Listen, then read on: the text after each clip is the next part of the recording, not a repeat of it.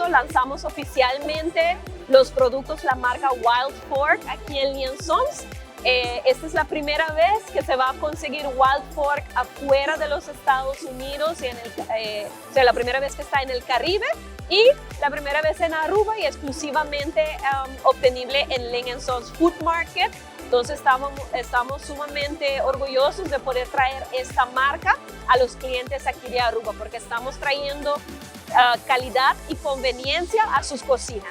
Es un programa de carne congeladas. Wild Fork también es una marca que en los Estados Unidos tiene sus propias tiendas.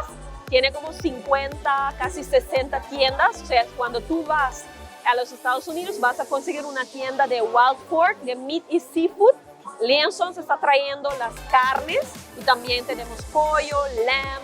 Tenemos como 85 diferentes variedades de productos para así probar. Y como has dicho, son congelados, pero el sistema que usan es un blast freezing. Pero esto hace que se mantiene la calidad, los nutrientes, la jugosidad de los productos.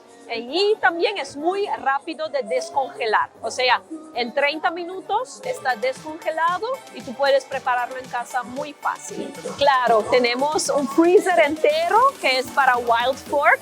Como dijimos, tenemos 85 diferentes productos. Comenzamos de pollo orgánico.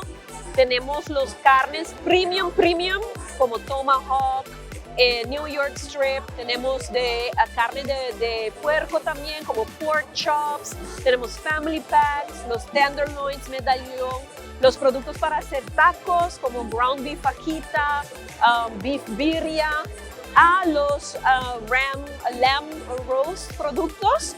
Entonces es una variedad muy extensa. Claro, invitamos a todo el mundo que vengan a Liaisons.